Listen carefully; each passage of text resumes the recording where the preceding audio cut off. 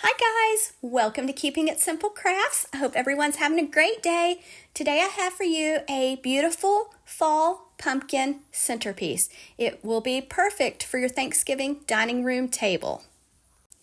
For this DIY, you're going to need a 24-inch greenery wreath, and I picked mine up at Hobby Lobby when they were 50% off, so it's 24 inches, and my husband just kind of squeezed it together to make it into an oval shape because it's a wire metal frame, so he just squeezed it on the sides and shaped it for me.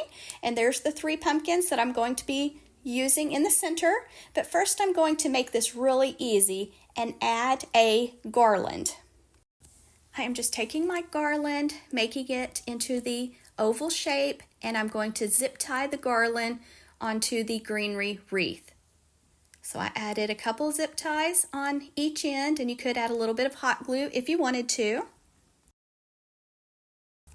By adding this garland, it just saves me from having to add so many floral picks, and it just makes it a much easier centerpiece to make. Next, I'm going to be adding my pumpkins, and there's different ways to add your pumpkins. You could just wire them on, but I decided to use some Gorilla Glue, hot glue, and hot glue my pumpkins on. Just be very careful when you use your hot glue. So I'm using a total of 3 pumpkins for the center. And I just picked the 2 with the lighter pattern to put on the left and right, and the one with the darker pattern in the center. Right now, leopard print is very popular.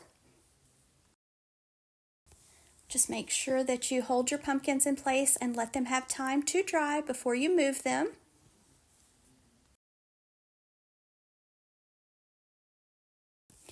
The centerpiece really looks lovely with just the greenery wreath, the garland, and the 3 pumpkins. So you could stop right here. You could add some twinkle lights, battery-powered twinkle lights if you wanted to, and stop right here because it looks pretty good, but we're going to add a few more things.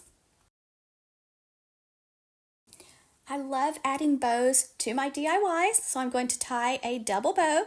So I just let out a tail, made a loop, pinching it, holding it in my left hand, going to the other side, make another loop the same size as the first loop, going back to the left side, making another loop, and now the right, keeping it tight in my left hand. Now I'm going to let out a tail, cut it off, take a zip tie, and zip tie it nice and tight in the center of the bow.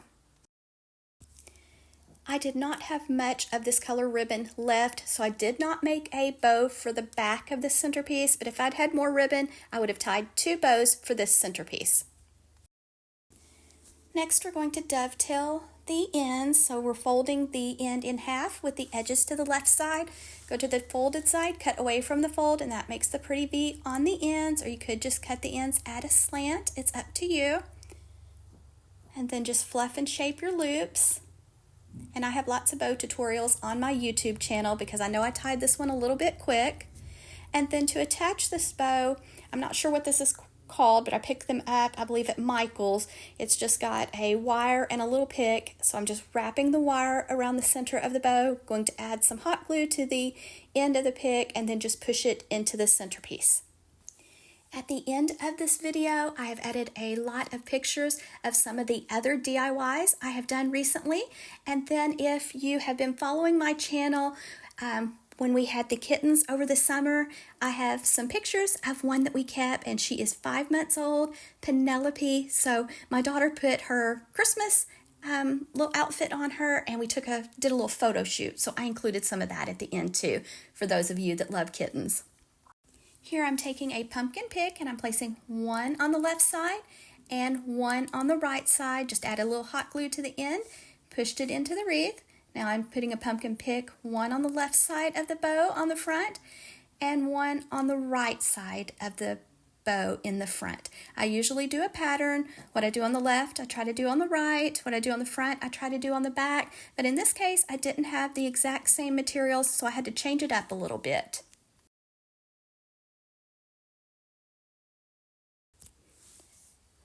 Next, I'm just adding some, I believe it's called pampas grass that I picked up at Dollar Tree, just adding a little hot glue to the end, pushing it into the centerpiece. and going to let it dry. So I placed one on the left and one on the right. And then I'm adding a pumpkin pick, one on the front left, and then another one on the front right. Just be very careful when you use your hot glue.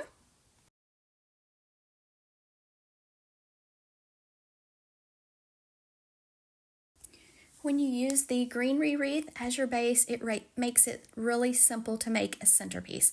And then I'm just adding a few more of the wheat picks, one on the left, one on the right, on the back. So the back's not as fancy as the front, but that's okay. It still looks beautiful from all angles.